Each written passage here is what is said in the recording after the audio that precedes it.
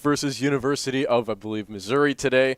We have a wonderful series for you today, and we're getting right into it. I'm here, as usual, with my co-caster, James. James, what are we looking at? Let's get right into the picks.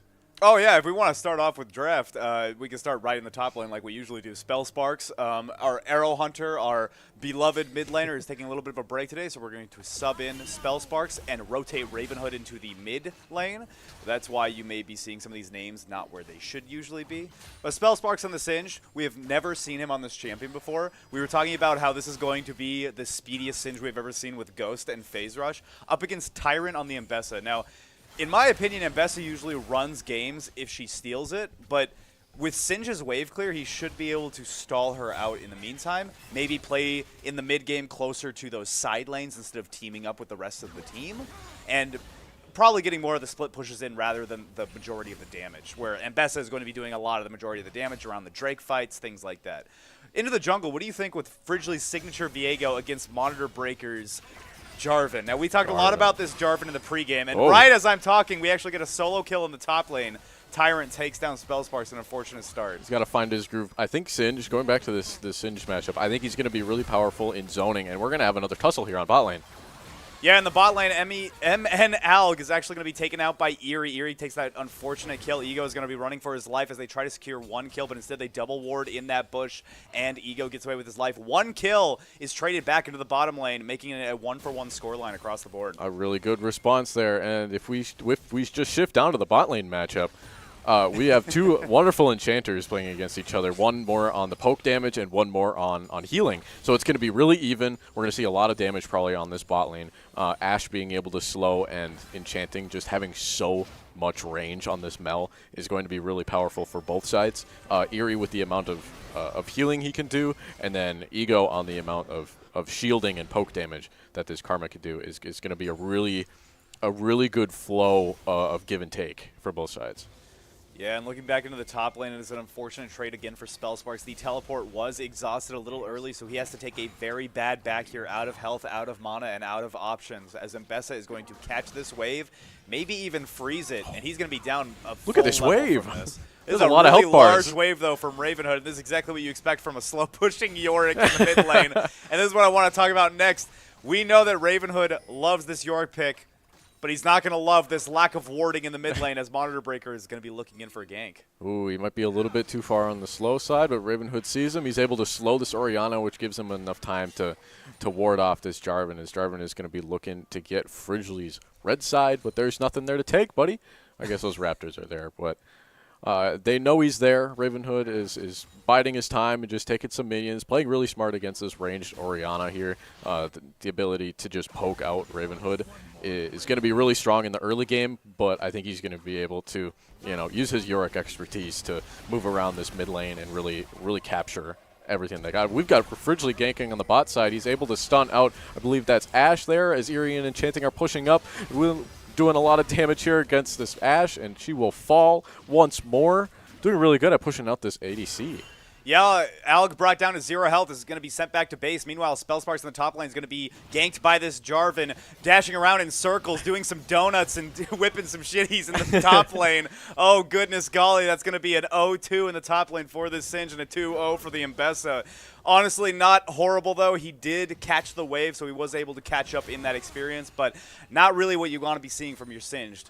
In the bottom lane, though, this is exactly what we want to be seeing from Enchanting and Eerie. Definitely. We've got Tear of the Goddess on both sides. So far, no measures yet. So they're not going to be this aggressive I can't this wait early. to see 2 Dark Seals again on both bottom laners. So we could definitely see this. We could even see 3 with Karma also possibly opting for some AP. Fridgley just going to pass by and keep his mid laner protected as he goes on to his camps and maybe sets up for an early Drake take. Yeah, that was really kind of Fridgley giving his mid laner that CS by applying that phantom pressure of the cloud, as Nolan had no idea where Fridgley was going to be able to pop out from, even though that we could clearly, from the observer side, see that Fridgley was not interested in going for the kill at all, just giving his mid lane a little bit more of that breathing room from this Orianna, which is out of mana now and may have to also pump it back.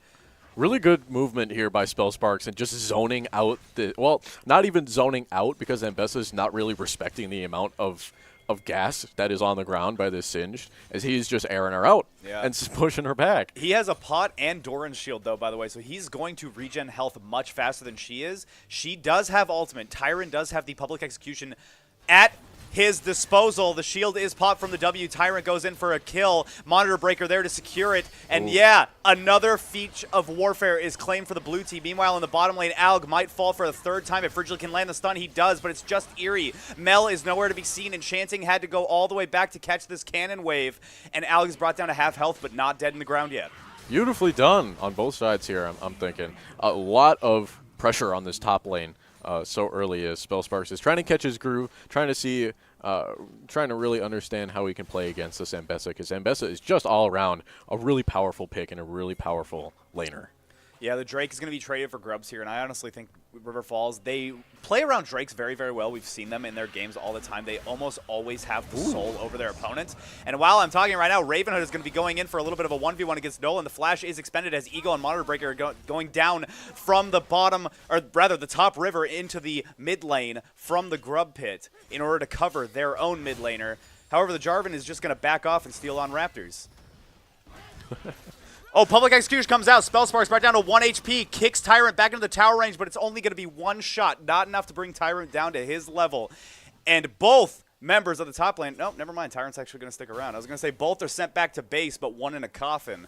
However, this wave is going to be crashed in, and Spellsparks is going to be down another level. 5 to 6. The ultimate is not even obtained for this Singed player, and I think he might need to just play a little slower. Yeah, and Bessa's looking really powerful, especially when she backs here, which looking to back in this bush away from the Singed, as Spellsparks is just kind of push up some waves and try and keep them off their turret.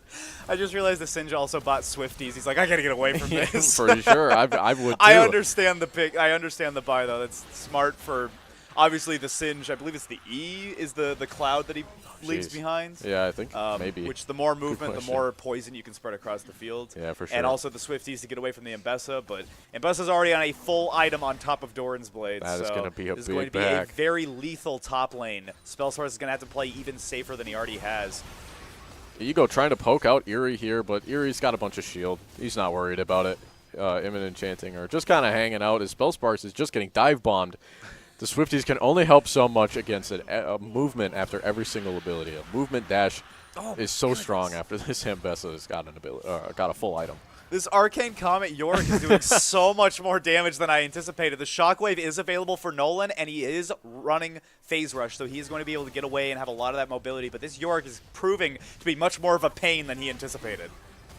Wow, this is a lot of give and take, as we've been saying, and Enchanting is poking out Ashe and Karma under turret, and Eerie's just healing all of the poke that Ego is pushing out. This is exactly what we expected to see. As Tyrant is pushing up on this wave, and Spellsparks is able to push it back under turret. Tyrant takes a turret shot, and that's enough to deter, send them back into the jungle from whence they came. You mean to say that he was deterred from the situation? Anyway, looking back into the mid lane, this bad puns aside, a little bit more of a vision clear from Ravenhood here. He's playing this Yorick magnificently, going for another plate as he has already claimed one as Orianna had two back. Now he's got his waifu up and running. Meanwhile, in the bottom lane, Monitor Breaker is actually rotating down, and Ego is going to land the root onto Enchanting. Nothing more that she can do there. The deflect is popped, but is not going to deflect enough damage as she is also sent back to the fountain. Viego is left wanting. Spellsparks in the meantime is going to throw away Tyrant after the public execution is popped. Tyrant is just going to be using all of those Ambessa dashes to hunt him down. A 5th kill for the Ambessa, and this might be potentially the turret as well. In the bottom side of the river next to Blue Buff, though, Ravenhood is trying to help out his teammates. Nolan Wu is caught in a little bit of a cage as the waifu comes through. Ego gets stunned by Frigidly, not be able to see him in the cloud. 4 members of Missouri are there, though, to back up their support, and it is a double kill for the blue team, and that also might be... No, Drake is not up. I was going to say Drake secure, but it's just going to be a bottom reset. Wow. That was, I had something to say there, but, I mean, we're so beyond this point. But starting at the very beginning, Enchanting with a really unfortunate pick in an aggressive teleport into that third bush was just out of place, unfortunately, as Ego and Ashe looked to be both backed up under turret, but they had this Jarvan very close behind them, and it was just too close. And unfortunately, she was not able to get away, which then as we saw, Spellsparks unfortunately dropping another one on the top lane, and then Ravenhood and Fridgley rotating down towards the bot river into that jungle. Chanting's going to pop the ultimate and claims Ego's life. The flash comes out from Alg, trying to secure one back onto Eerie. He does get it, but trades his own life in the process. That's a 2-for-1 trade for River Falls in the bottom lane. That amount of healing and shielding from Eerie is just so perfect. That was able to give him enough time for Enchanting to take that kill, take both of those kills, and be completely unfazed.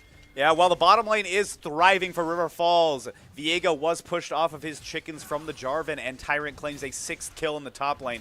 Everywhere for River Falls is going wrong, except for these carry lanes that we know and love. Enchanting and Eerie may be able to pull this game back for the boys. Ravenhood is looking really strong here on this mid lane with this turret damage that he's able to do with each wave that he is just pushing forward. And he's going to get stunned. He's going to get thrown some damage at him, but he's fine. He's a big guy. He'll handle it. He'll come back. He's got some little dead guys that he'll raise up from the grave.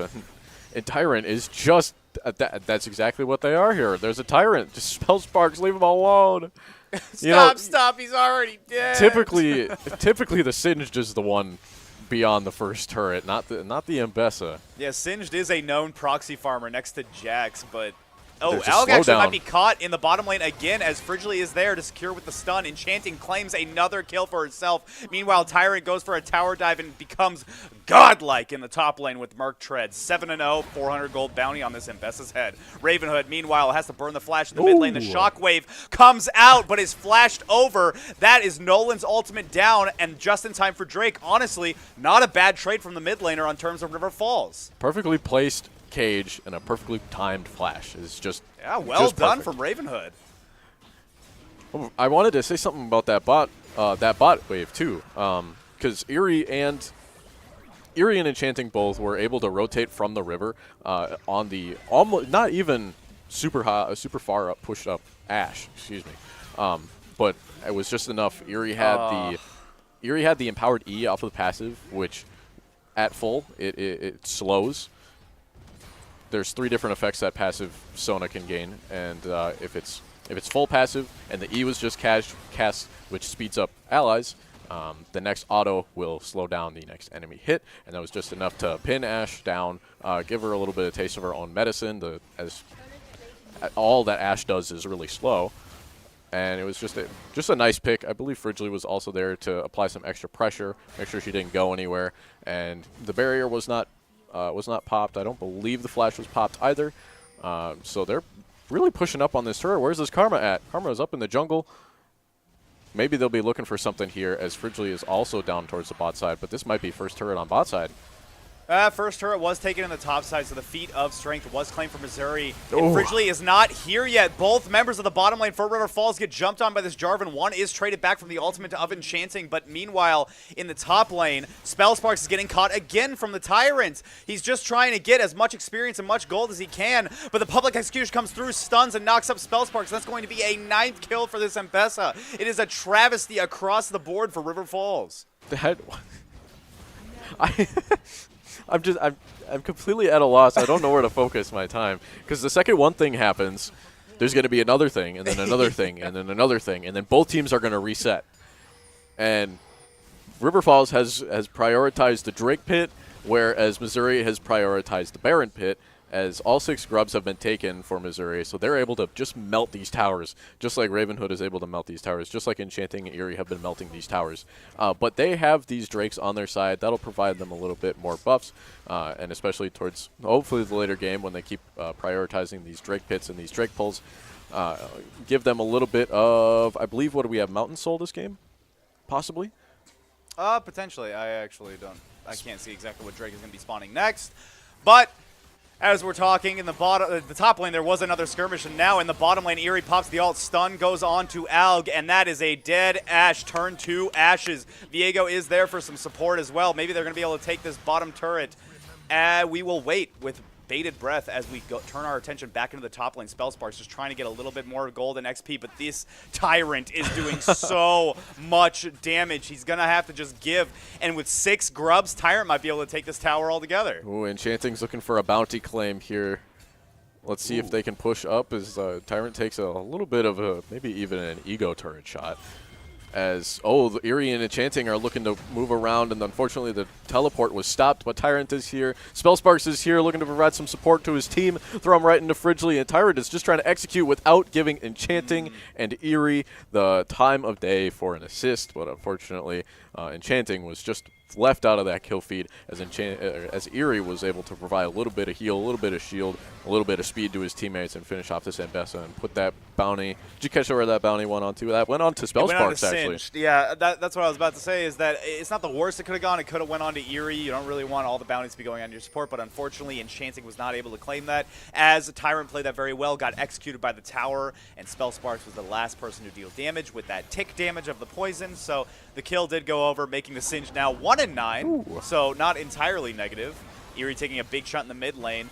Ooh, Monitor Breaker jumping in as the Jarvan. This is going to be a very tanky Jarvan. The flash has to be expended, but the Ash Arrow lands true. Stuns up Enchanting. The Mel ultimate might be popped here. Yes, it does, and it takes a double kill with it. Monitor Breaker might be a third, following up with a Jarvan's head on a pike, and that's 3 kills for the Mel, and a bounty claimed by her as well. Beautifully placed stun that came out by Enchanting there. She was able to just stun the entire team. The ulti came down and crippled 2 of them.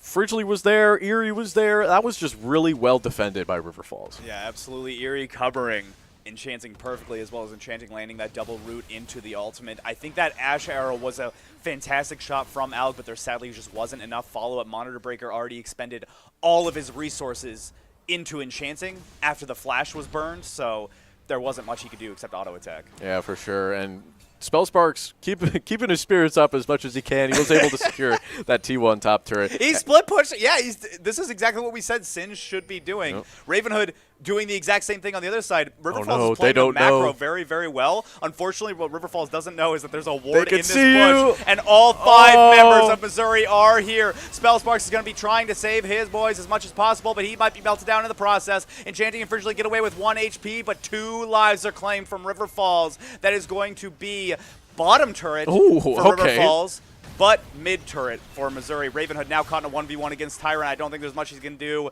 Ravenhood is going to fall eventually here. Ambessa just stalling out the spawns, but very, very well played nonetheless. Ravenhood is going to be happy with that. I do have to give away 3rd Drake, but they take a bottom tier 2 in the process.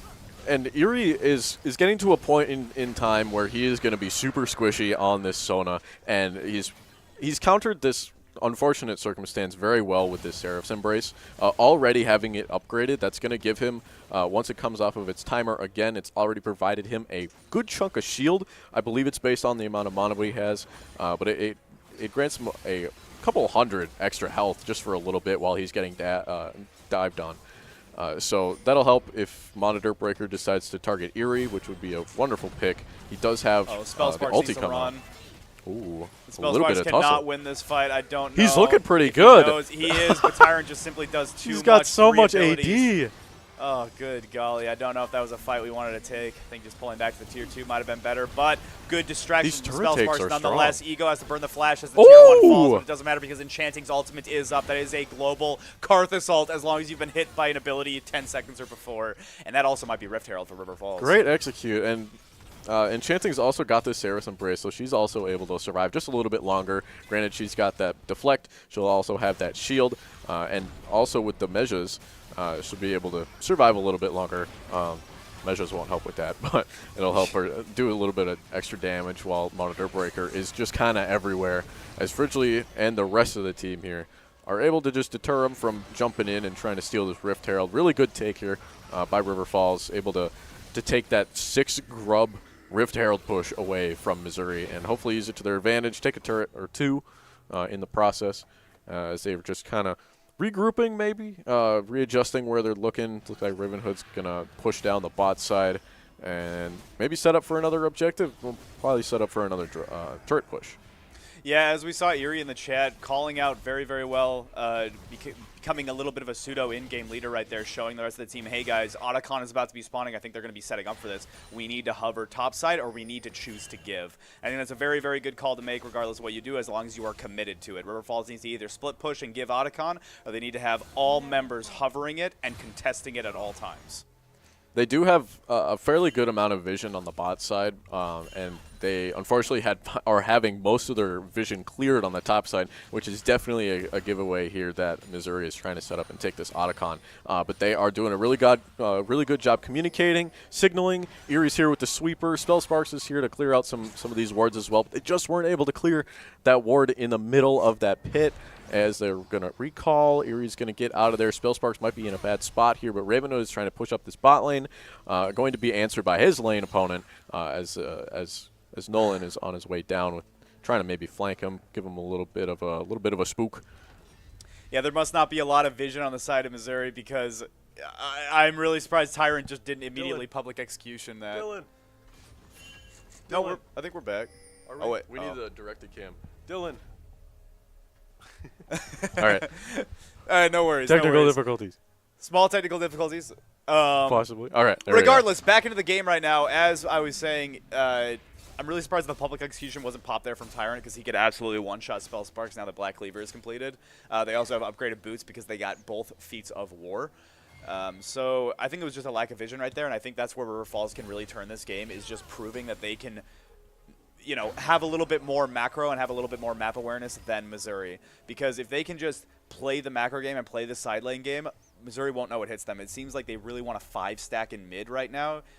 Maybe send one in bot or one in top like the Mbessa or the Orianna. But otherwise, I haven't seen a lot that Missouri has proved to me macro-wise. Definitely. I don't think – it looks like Missouri is trying to not force a fight onto Otacon, but pick a fight before Otacon. Yeah.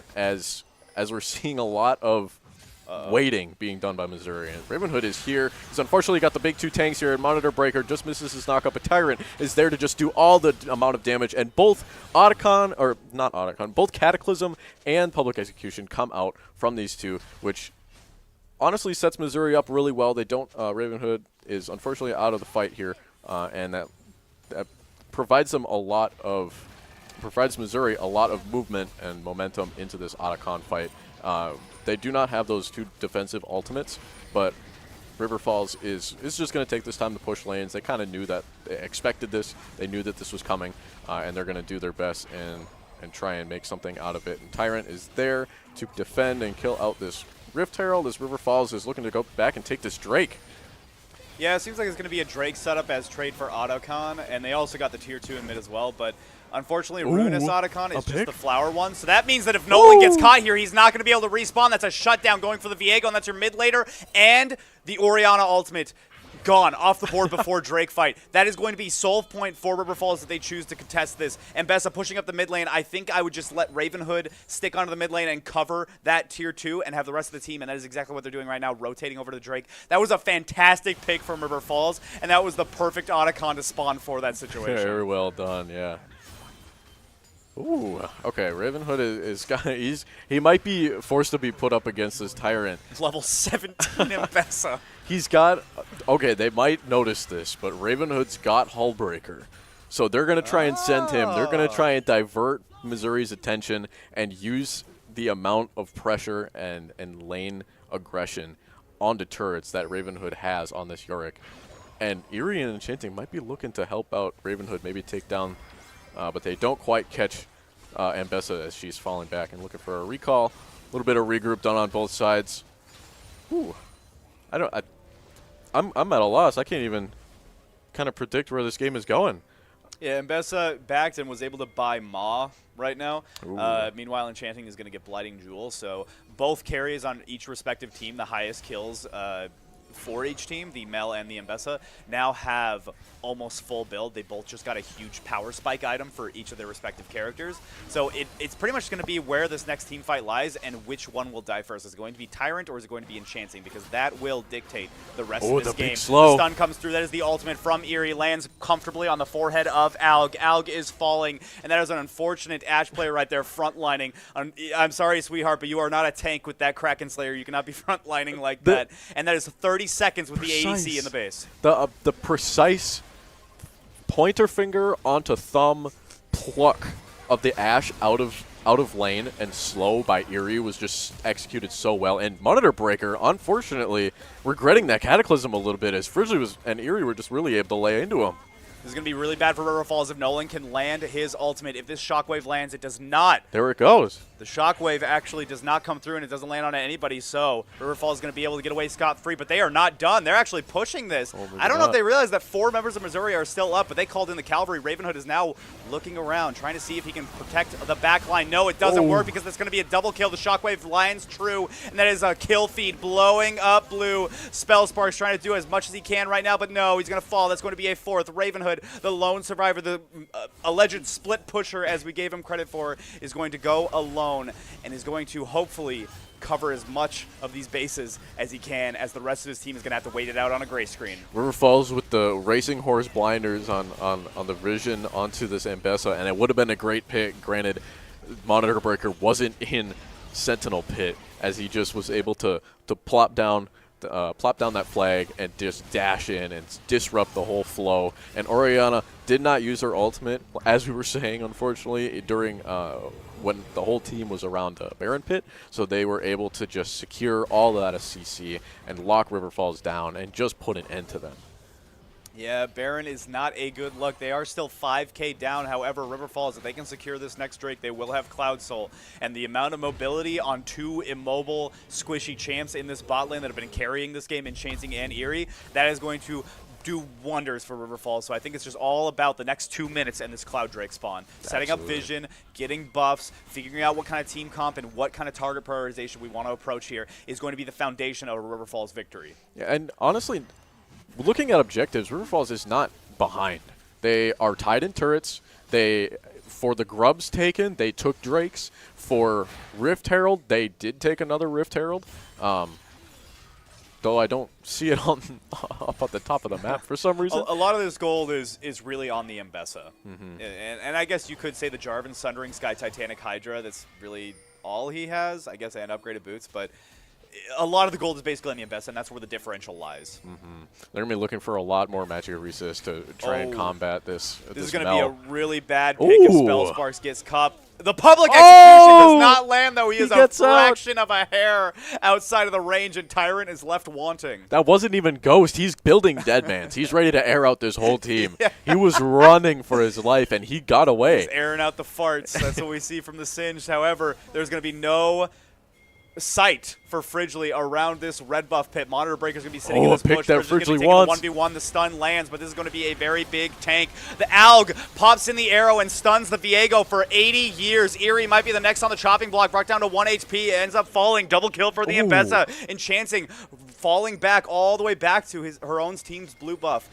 And that might be a game changer right there for Missouri as they march down mid lane with these Baron minions. She was able to hold that deflect for the perfect moment as the Ashe flay of arrows came out. She was able to deflect that, slow down the Ashe, and the fact that she was not slowed during that getaway, I think was the only reason that she was able to get away. If they were able to slow her down, they would have kept chasing it, and that was probably going to be the end of Enchanting. Yeah, the Cataclysm lands onto Enchanting, sealing her fate, sending her back to the base as well. Meanwhile, Singed and Yorick are also falling tandem. Oh my gosh, time and time again, like dominoes, Tyrant is just running the game, and unfortunately, Fridgley is going to be the last bastion. Actually, Eerie also just got up. They might be able to defend here if they can clear this wave. River Falls trying to defend their turrets here. Fridgley trying to take the Shadow's hand and sidestep around, and he's just getting ulted. The ults are coming out if they've got him, and Missouri is just ending this game. Yeah, really very strong. Good try. A very valiant attempt from River Falls. Unfortunately, I believe it was just the Ambessa, like we said from minute 1, is going to run away from the game if she gets too fed. That is exactly what we saw happen.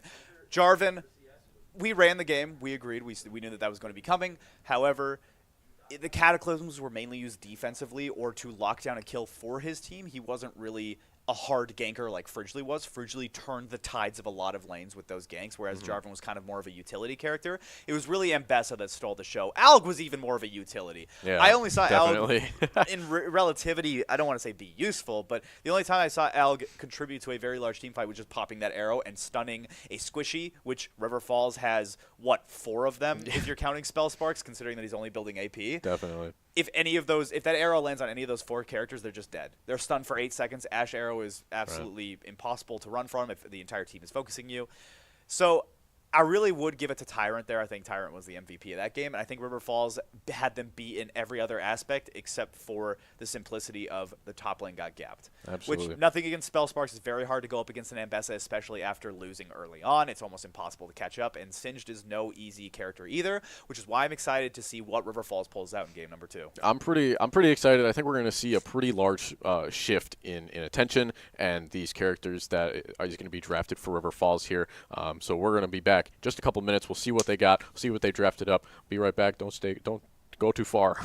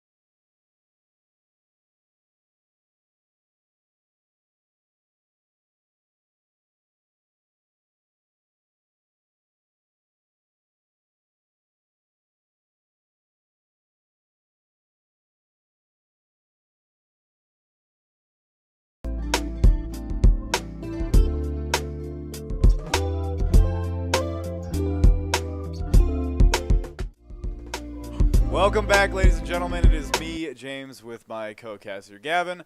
I made the mistake of beginning the night by taking 2 Benadryl. So I'm going to let Gavin start us off with the second game of draft. Welcome back. We're in the draft. It's about draft time. Game 2, we're looking to stay alive and stay in this and looking for a game 3 for River Falls, as River Falls is currently down 1 to Missouri. Let's get right into it. We got a minute here looking at this draft, looking at these sides. River Falls is once again on the red side, and Tyrant is once again on this Mbessa. Tyrant is a Tyrant apparently on a couple of champions on the top lane, and River Falls, we're going to opt to fight this Mbessa again. We've seen the Mbessa. We kind of know what we're up against as long as Singe plays a little bit more back. And as much under turret as possible, granted Mbessa is just lethal on every single stage. I think we can really turn this around. Yeah, I think Spellsparks can be a very good utility player as we know him. We've seen him sub in for a few games. I think it's just a matter of not letting the early game get to him and snowball out of control, just allowing those small losses to pass and farm normally as Singed. You don't need a proxy every game as Singed, especially with somebody on Mbessa that's as aggressive as Tyrant is. But moving towards the jungle, we see Fridgley on the Darius. Now, Darius is not a super well-known jungler. Usually you see him more in the top lane, or if you are somebody by the name of G-Spree, you see him in the support lane. But jungle, you don't see him a ton. So I think the slow is going to be a little clear. I think Monitor Breaker has his number on this Jarvan. I think he's going to be able to gank faster. I think he's going to be able to clear faster. However, Fridgley towards that, early, I guess mid to late game, he's going to be dishing a lot more damage. So I think we're relying more on Fridgley as a hyper carry now, or more of a, what's the word between front line, or what's the term for a character between the front line and the back line? Mid-range. The mid-range melee, which makes no sense on paper, but if you know, you know. He's kind of a little bit of tank for the team, a little bit of healing for the team, a little bit of damage for the team. Fridgley's going to be trying to do it all. Ravenhood back onto a tank character in the mid lane. This time, instead of a split push heavy focus, we're going to see a team fight heavy focused character in the Galio. Galio does not want to be far apart like Yorick does. Instead, he wants to play with his team and use his ultimate to shield his team up. So that's going to be a very interesting twist for Ravenhood. However, we saw that Ravenhood, just during the laning phase, regardless of the characters, he's really, really good at spacing, and he's really, really good at map awareness. Meanwhile, Spellsparks, we cannot say the same, as the level 1 might come through here. Nolan trying to pick up a little bit more damage on his Spellsparks, but he might be able to get away scot-free. Nolan not opting to do any more damage, although Spellsparks is going to have to take a very bad back here and might miss the first wave of experience. That is going to be very bad for the Singed. However, like we said, if he can just play under tower and play a little bit safer, maybe lose out on that CS by not giving those kills, it should be okay in the mid game for the Singed. Definitely. And I'm sure we'll gush over Ravenhood's Galio all game. So let's just focus on what the hell is happening bot side for River Falls. Do you know anything about this? Okay, so first of all, Dark Seal start for the Katarine. Dark Seal's refillable. This is some hidden tech we're going that we've into never it. Seen. Yeah. Before the game started, we overheard the coach talk about how aggressive and how much they wanted to play Cat Braum.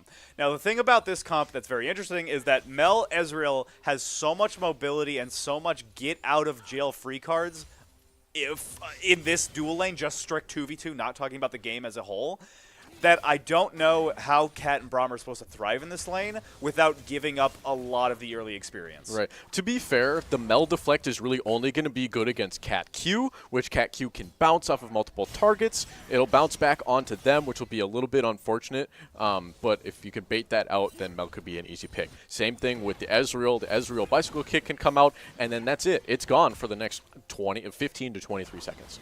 Oh, and Ravenhood's opted in to be a little bit aggressive. I love to see it. But I think the biggest thing off of this pick is Eerie is going to initiate with a Q, and then Enchanting is just going to go in and deal damage. She's huge single target damage, and I'm really excited to see how this works. I think if Eerie can get a hop on somebody and then Enchanting can follow it up, I guess Eerie throws out a Q, Enchanting hops on it, and Eerie backs her up. I think we're going to see a really powerful bot lane really early on if they choose to be this aggressive. It can be a little bit difficult to pin down this Ezreal. Looks like Fridgley paid a little bit of a visit, popped down a ward. It was spotted, and we're seeing some action down here possibly as Eerie was hanging out in that bush. No longer. There's a ward there now, but he's walking up, and Enchanting is just trying to farm the wave, trying to maybe get a little bit. Is that a? Can Braum wall block off that E or that stun coming out from Mel? They didn't even really do a whole lot there. I don't think Braum passive was even procced. But Enchanting was able to just pop in, do a bunch of damage, and back up. And Monitor Breaker is diving under this turret and looking for the kill onto Spellsparks. That's going to be an early take into Ambez's pockets. Yeah, First Blood does not give any gold over anymore, I believe, or maybe it's First Turret that doesn't do that. It just gives the Feat of War. So that is going to go towards the side of Missouri. Unfortunately, Spellsparks does get cut out again, but survived a lot longer than he did last game. Now Frigidly is going to go hover, maybe help his boy out, making sure that the Singe doesn't get too far behind. And as we saw in the bot lane, this is what I really wanted to hyper-focus on, was that we're so used to Riverfall's bot lane steamrolling and just snowballing, but with this comp, as aggressive as we already saw them play, with Ego taking that huge chunk and did have to use his heal, it's very interesting seeing them play on an even playing field instead of one from ahead. I'm really excited to see how Riverfalls, handles this. This is the way that they're playing right now is they let the wave get up to them, they clear it while Eerie pushes up, so Ezreal can't get any CS. They push up the wave. Enchanting clears it almost as fast as possible as Enchanting or Eerie is trying to push out the ADC and the support here. And then wave comes back and they just do it again. If that makes any sense at all, I might have lost my train of thought here as Spellsparks is unfortunately pushing up a little bit far and Tyrant is just having his way. Yeah, it was unfortunate. I thought Spellsparks was going to be backing up, but instead opting to throw Tyrant behind him and going for the wave. I don't know if that was the correct option, as the entire wave wasn't even taken. And then popping the Ghost on top of that. You did trade out Tyrant's flash for it, but the public execution is now up, and you're only level 4. This could go wrong very quickly for Spellsparks unless he plays a little bit safer. Meanwhile, in the bottom lane, like we were talking about, it's just going to be trade for trade for trade as Enchanting and Eerie crash this next wave. Now, other thing that I wanted to highlight going into the mid lane now that we haven't highlighted a lot is that Nolan on this Orianna again realized, crap, I'm up against Ravenhood on a tank champion again. I'm just going to run Summon Eerie. I'm not running Phase Rush anymore. Yeah, I didn't catch that. Yeah, I need to do something that does a little bit more damage. He was just too tanky for me last time. I can't deal with it. Now Ravenhood's starting to do a little bit of fluctuation himself, realizing that, okay, now Nolan is dealing a lot more damage than I'm used to. But it doesn't matter because I'm just going to land the taunt and trade it back myself. Very well Ravenhood done. Is going to be hurt a little bit more on that side of the trade, but no kills have gone over yet in the mid lane. He's bringing these minions back. He's able to still take these minions as much as he can. I mean, 10 drop down against an Orianna as Galio in a match like this is really powerful. And Ravenhood is, as we've seen in the games that he's picked, or he is playing on top lane, he is no stranger to having to clear up and clean out on this CS. Tyrant is opting for a public execution here as Spellsparks is just trying to run around, throws it back into turret. Tyrant takes a couple of turret shots, but doesn't look too bad. Very strong, as we've seen, already with a pickaxe and 2 longswords, and those boots is just so much power for Tyrant really early on in this game. Yeah, this is going to roll out of control unless Spellsparks just plays as safe as possible within turret. That public execution is going to kill him immediately if he walks up even close to lane. The teleport is up for Spellsparks now. It is not up for Tyrant, so maybe Spellsparks can get a little bit of tempo here, catch a few of those waves, maybe hit level 6 finally. That would be really nice. But we really want to watch Riverfall's bot lane here. This is really going to be the make or break for the game.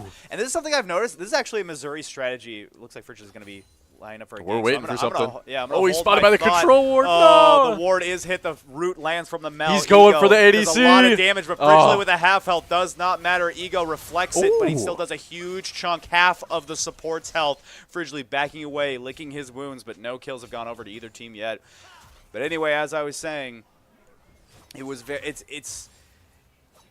it's very interesting because Missouri has done this both games. They have sent Ego up at a level deficit to help with the grubs, while Fridgley has taken Drake by himself. I think that's actually benefiting River Falls because our jungler doesn't need any help taking these buffs, whereas the Jarvan Monitor Breaker, it seems like he always, even with Tiamat. Oh my gosh, a tower dive onto Alg. This might be Enchanting's doom. Yes, it is a 1-for-1 trade. A double kill does go in the favor of Katarina. And now Eerie is able to get away with his life as both bottom laners are killed for Missouri, and Eerie is left laughing as the last one on that King of the Hill fight. the Braum ulti came out. The fact that Eerie was able to just push up a little bit under turret and just kind of prepare for that fight, prepare for that initiate. Enchanting was able to just go right in. She popped ult, spun around for a little bit, threw out some daggers, picked up those daggers, spun around a little bit more, and that was just it for Ego and Aug.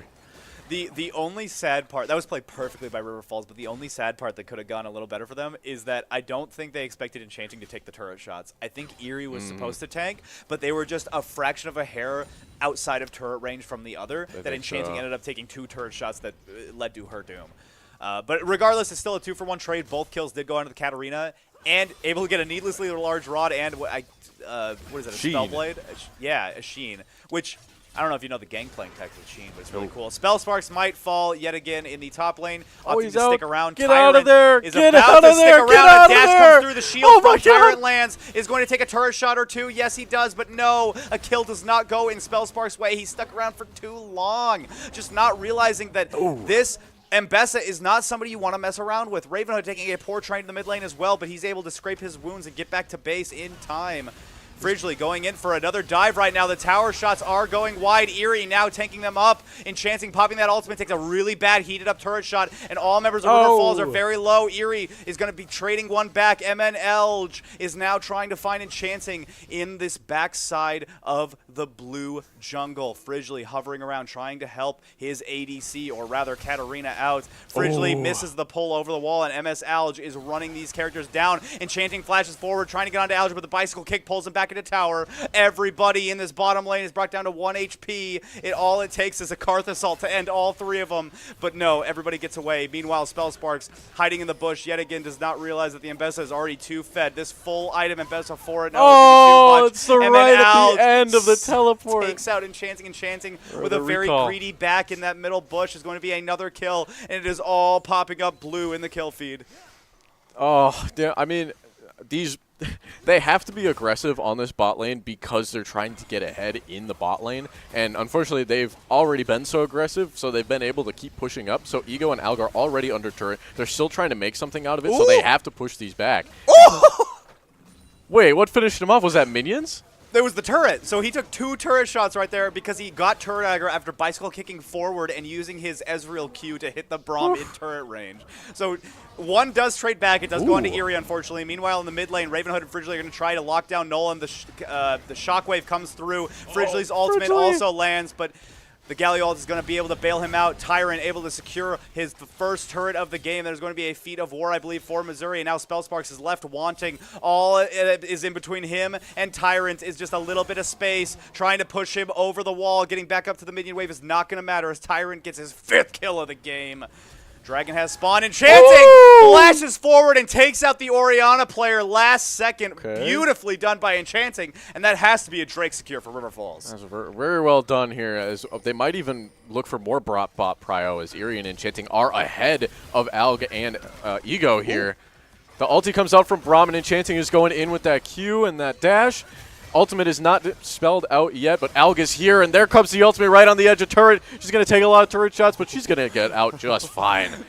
Very well done, very well executed on a very pushed up bot lane from Missouri. Enchanting, you're scaring me. You're scaring me at this point. You keep going into turret. What? And you're always taking the aggro, and you do get the kills, maybe even 2 kills, but you got to keep scaring me like that. You're giving me heart attacks. It's working. It's working. Just let Ethan go in first. Just let Eerie go in first. Eerie can handle it. He's a big boy. He's got a big door. He's got a big shield. He's got a warm smile. Oh! The Drake is actually stolen by Monitor Breaker. He might trade his life in the process of it, but he's going to be able to try and flash over the wall. Yes, he does flash over the wall. He gets away with his life and the Drake. A big win for Missouri. Meanwhile, in the bottom lane, Ego challenging Enchanting, and he's winning. He's doing God's work for Missouri, trying to salvage back this bottom lane by himself. The top lane does not need any salvaging, though. They need a pickup crew because there is a lot of bodies from Spellspark going to the morgue after this one. Okay, Spellsparks is able to secure this tower at least and secure his life for now. He's able to clear out these minions and push back Tyrant enough to not take turret shots and not put it into his life, at least for now. So he's able to recall. He's able to get out of there. He's got a little bit more health. He's able to defend this lane a little bit better, and I think Ravenhood's looking pretty good on this mid lane. He was able to get a little bit of a help from Fridgley. It was just unfortunate, not enough damage, as Orianna seems to be a little bit tankier than it originally came out to be. But the summon Aerie on these shields is keeping Orianna alive, whereas Ravenhood just doesn't have enough damage quite yet on this Galio. He's going to be a lot more tanky. As he's got this Bomby Cinder, he's got the Spectral Cowl. He's going to be building a little bit more tanky, a little bit more defensive. So he's going to have to pick his fights very carefully. He might have to just wait for support to come in, and maybe just feed it, prep them all up for Enchanting to come in, swoop in with this Katarina, and just take them out. Ravenhood is very close to first item, which is going to be a big power spike for Galio. Blackfire Torch is already completed on the side of Orianna, so she is going to be doing a lot more damage by default, having a full item completed.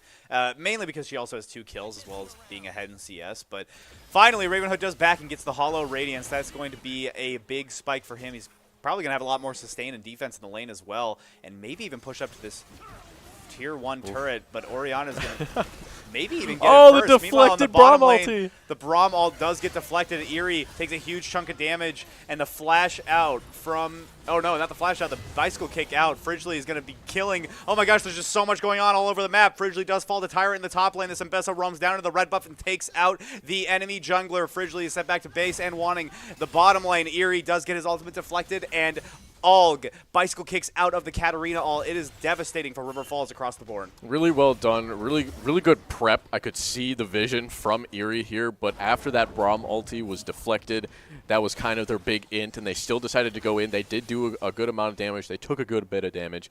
They did decide to fall off and peel off because turret is right behind Ego and Alg here. And Tyrant is just looking for more. Spellsparks is pushing up yet again into the wave after seeing Tyrant in the turret.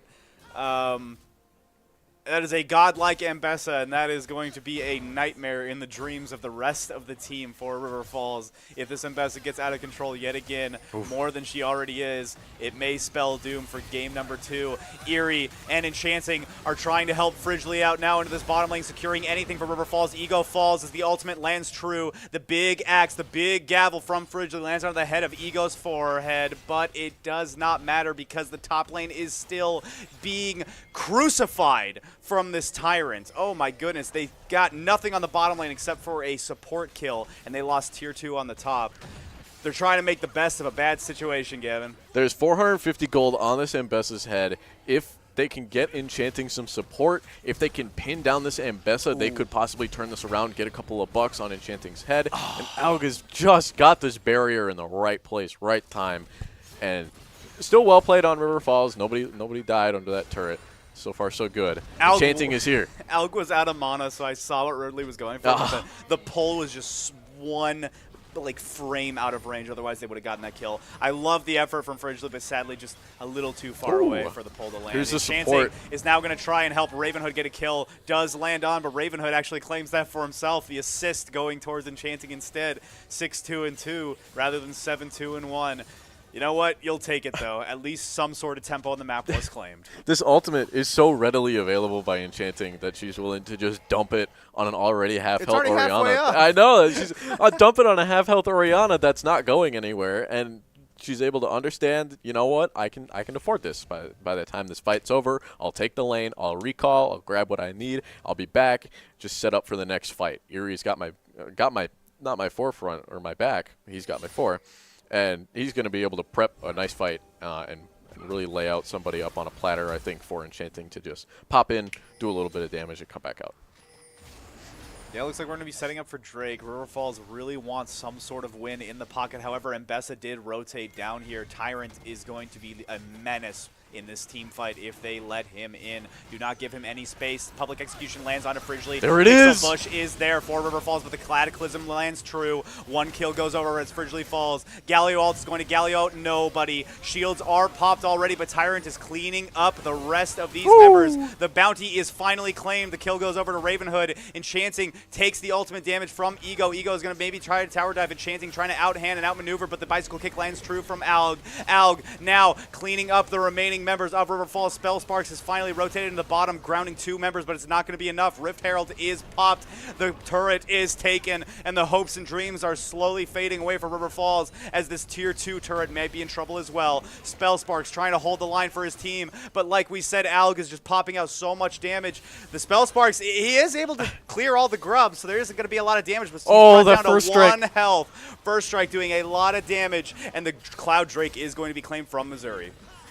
The vision from River Falls was really good there, and they did get their main mission completed. Ooh. Maybe secondary mission, kill the Ambessa, and the Drake was unfortunately given up, as we said, but that fight wasn't the worst thing that could have happened, because they did grab that bounty. The bounty went over to Ravenhood, so he's able to purchase this more of an anti-heal item, yeah, for sure. So hopefully that'll keep Tyrant from gaining so much health back. Tyrant able to have just so much shield, and thanks to this Black Cleaver, so much health. Could be really building into anything here as we see a pickaxe and then a drill claw. Yeah. So we'll see what Ambessa opts for next, but the amount of shield that she's got, and it's going to be a 4v1. They're looking to end this Tyrant again.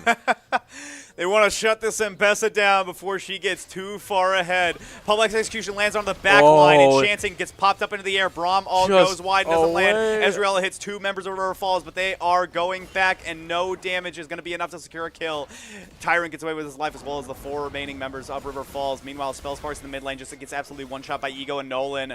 The ultimate was popped out by the Orianna, so that is not going to be available for the next team fight, but Otacon has already spawned, and Spellsparks isn't going to be around for another 27 seconds. It's going to be up on the top lane, and they might be looking for an early setup as Jarvan is clearing out some waves, maybe trying to get some vision as River Falls is jumping on Ego here, and Ego is keeping himself alive with that deflect. Chathing able to swoop in and grab that kill. Very nice, very well done. Jarvan is soloing Otacon, but he can't really take it super fast. He's going to have to pull off. He does have to indeed pull off. I was about to say, I don't think a level 13 Jarvan with this kind of build with Sundering Sky and Titanic can take it by himself, so he might have to wait. Actually, he pulled out a pit. He might still be going for it. No, he's going for Scuttle Crab. Meanwhile, Ambessa does get the tier 2 in the bottom lane. Things are not looking great for River Falls. They edge their way out of this game. But we've seen them claw back games before from worse positions. Fridgley's looking a little bit lethal, if I do say so. Yeah. With that Yomu's Ghost Blade, he's going to swoop in. Alg does use ult for a little bit of a tempo killer, but they're going to back regardless. Nothing really changes out of that because Otacon is not being currently taken. Katarina has a lot of magic penetration here, and this is going to be really strong against anybody that tries to build against it. They already don't have a super large amount of magic pen or MR. Spellsparks is running, I don't know exactly where, ran towards the blue turret with nobody there, past Nolan. Maybe trying to dodge a skill shot or something. I'm not entirely sure, but Ego might know where he is. Going to try and stop this recall. I don't think he's going to be able to get it off. The Singe player does get caught. Spellsparks. The Ghost has already been popped, but he does have Swifties running away as fast as this little Singe can. He does get away with his life. The ulti was popped, maybe thinking that damage would have been enough to get him into death range via burn from that Landry's and Blackfire Torch. But he's got some defenses. He's got some health on his side, so Spellsparks is just going to run to safety of his fountain. Yeah, Enchanting and Eerie setting up something in mid lane, trying to get a kill back for their team, but they don't realize that Otacon may be getting taken right now. Ravenhood, meanwhile, boxing 1v1 in Tyrant, laning very, very well against this Fed Ambessa. Again, River Falls seems to be very clueless against Otacon, but they're going to try and answer in turn by claiming these objective bounties. Honestly, not a bad trade. You take the tier 1. Unfortunately, I think this is ruinous Otacon, so they are going to have respawns and free GAs across the board, which is not what you want to see. No, it's the flower ones. They are going to – it's not nothing. Flowers are still very good, but at least now they're killable. Definitely. We'll get away with it, too, one of these days. You know, they're keeping it pretty close. Spellsparks needs to back up. Monitor Breaker does have the Cataclysm at his disposal. He's not going to opt to use it, though, as Spellsparks is just simply too fast with those Swifties.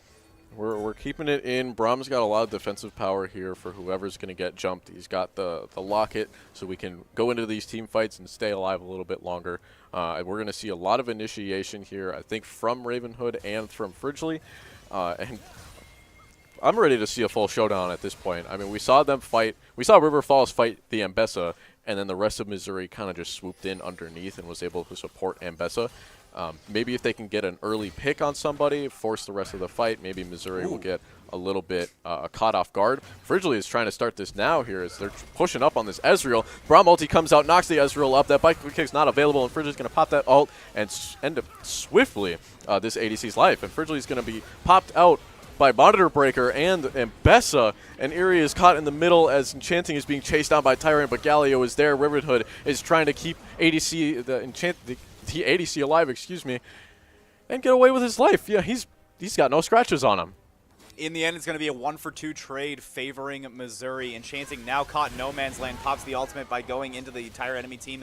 Cataclysm is used in response, but in the end, the result will be the same. Enchanting sent back to the fountain for the next 35 seconds. Spellspark might be in trouble as well. It doesn't matter how much those Swifty boots can move. Ghost is not up, and Tyrant has a million dashes. Oh, Spellspark gets absolutely shield. one-shot by Ego. And now it's all up to Ravenhood to defend Look the at mid turret. that. Nolan taking a lot of damage, though, Look at from him this go. Galio. The ultimate that from Al passive comes shield. through, but it doesn't really do much except for clear a little bit more of the minions. The second tier turret does get taken, and the third Cloud Drake. This is going to be sole point for Missouri. Which is kind of a little bit opposite of what we saw last game, as River Falls now has 1 Drake, Missouri has 3, so Missouri kind of wised up a little bit towards River Falls' objective taking. They still did get the 6 grubs, they still did get a Rift Herald. They've got 3 Drakes now in their pocket. They've got a lot of movement speed on their side and a lot of ability haste on their side, and River Falls might be able to look for something here, but Eerie spots Tyrant maybe out of the corner of his eye as Frigidly's going up into the jungle, chasing off this Mbessa, and maybe if they can get a pick. But we did see how nimble and how much mobility this Mbessa has. Granted, all of these abilities have a short dash afterwards. Mbessa does have a life-giving shield, and that ultimate is a really great get out of jail free card, excuse me, but it's not going to be enough. Almost as Enchanting able to throw out that dagger and just grab that, and Frigidly's here. He's ready to keep going, and Eerie and Ravenhood are in here being tanks. It's just not enough as Enchanting will fall to this Mel. This Mel is just so powerful with this magic damage coming in, and the quad will come out from the support on Missouri. Oh, Spellsparks is just going in. No. He does not care. Trying to clear out the minions as much as he can with that fart cloud, but I don't think it's going to be enough. Monitor Breaker, Ego, and Nolan are pushing out this mid lane, and they want blood. Oh, he's going to get stunned under the turret. He poked his head out in the pentakill. A pentakill for Ego. The Mel secures the ace for Missouri, and this may just spell doom for game number 2. We've got 8 seconds for Enchanting to come up, so we'll see what she's got in her pocket. She does have the ultimate available. Maybe she can pick out Ego after that deflect comes out. Maybe even the Orianna as well. We've got 2 Magic Pen items, so Enchanting is looking to really get under their skin and do some damage here. We're seeing Mbessa actually change up her build from last game. She's opting to go Shojin's third instead. So this Mbessa is going to be extra hard to kill with all of that health. But I think it was a really, really good pick from River Falls. I think after you secure that Mbessa pick, though, you need to back off knowing that you're singed as top lane and that all of your abilities and ultimates are exhausted. Unfortunately, there's no way that you can continue that fight in the mid lane. But they did bite off a little bit more than they could chew. They ended up getting CC'd by Nolan's ultimates and obviously Ego's ultimate, securing all 3 of those kills, and then eventually the 2 that followed. So resulting in a pentakill for the Mel, which is something you don't really want to see. 10-5 with Leandris, but at least it is on some sort of support. It's better than going on to Alg, I suppose. That's a mage support right there if I've ever seen it.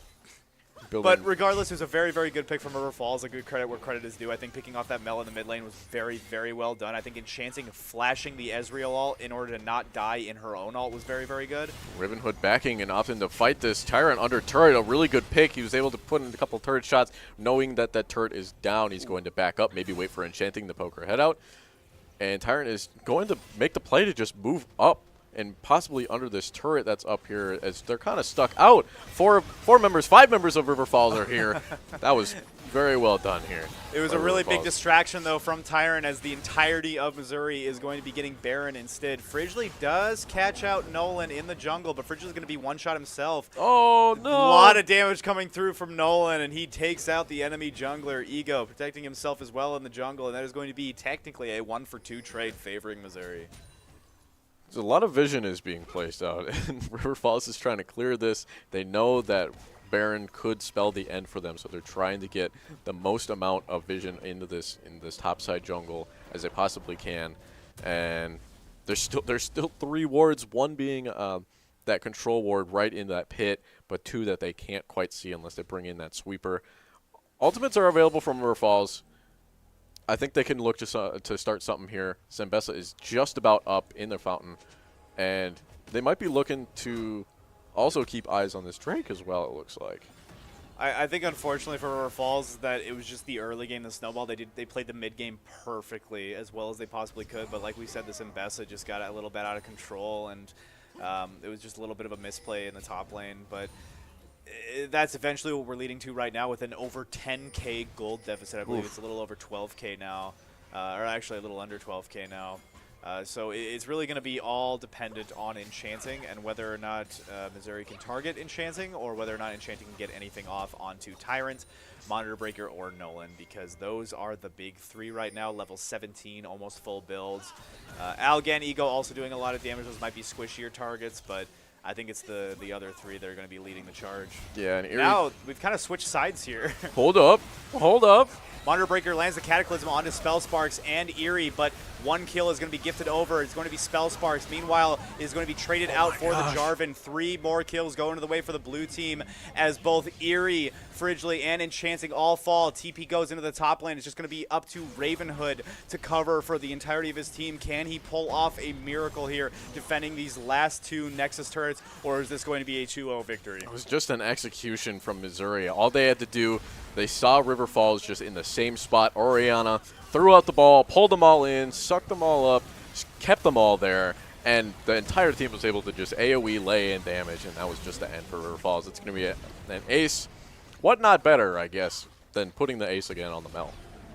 Yeah, unfortunate. Very well played from Missouri, and I think that was honestly winnable. That could have went from either side, but it was all about the top lane, and I understand that Spellspark is being very gracious by being a sub. I think that was as well played as you could have been. It was just a little bit more of a gap from this Mbessa running away with it, and that's unfortunately the way that the news goes. Ravenhood not being in a very comfortable position, although we see him play wonderfully. I was really happy to see him in this mid lane role. Yeah. It was a nice change of pace and a change of flavor. So very, very fun games regardless. Again, we see the role changes, which were very fun. We see these off-meta picks, the Darius jungle, which was a lot of fun. Katarina ADC. The Katarina ADC. It was working. So it was working the best that it could have went, but sadly that's going to be a 2-0 on the end of the day.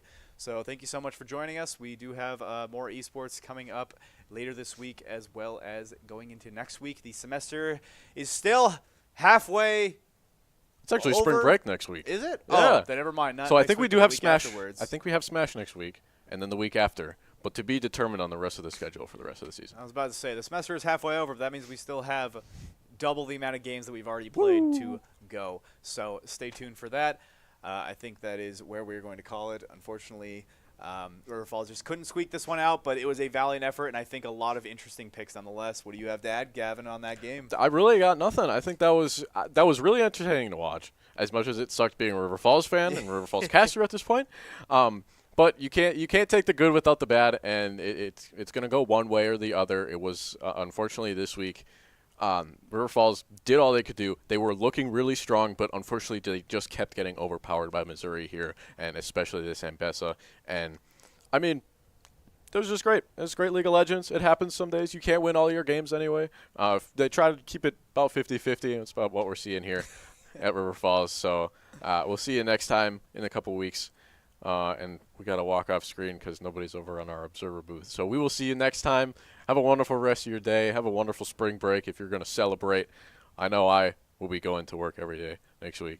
So yeah, there's no spring break in the real world, so live it up while you can when you're in college. Okay, that's all the advice we can really give you right now on the broadcast here. Yeah, that's going to do it. I will say, actually, as long as we have a little bit of time, I could just list off the games coming up right now this week. We got, I believe, R6 is on Thursday. Their typical time around 7 o'clock. Yesterday was Rocket League. Today was League of Legends at 6 p.m., in case you didn't know this. You're a little late. Missouri Western State University, pardon me.